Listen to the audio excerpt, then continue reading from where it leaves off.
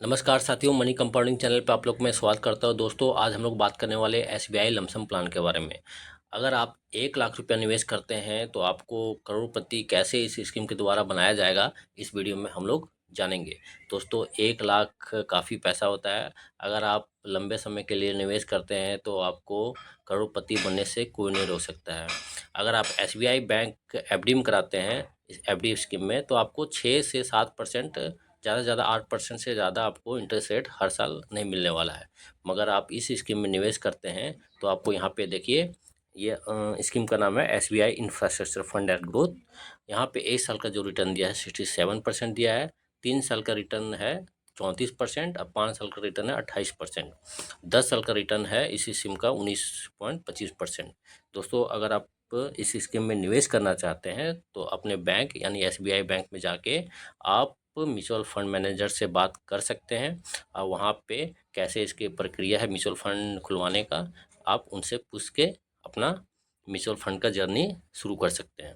अब चलिए दूसरा का बात करते हैं, दूसरा स्कीम के बारे में। इस स्कीम का नाम है SBI Contra fund direct plan growth.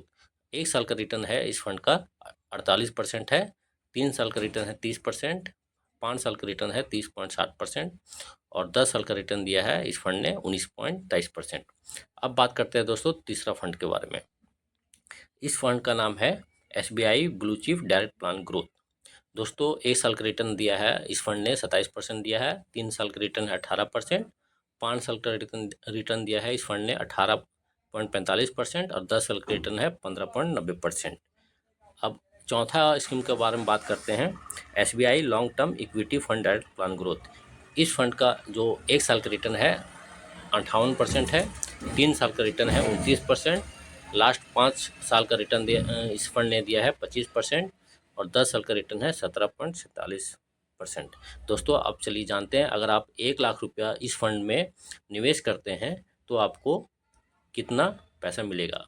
यहाँ पे देखिए 25% के हिसाब से हम यहाँ पे कैलकुलेट किए हैं। अगर आप 1 लाख निवेश करते हैं 21 साल तक, तो आपका जो इंटरेस्ट बनेगा 1,07,42,000 रुपया लगभग।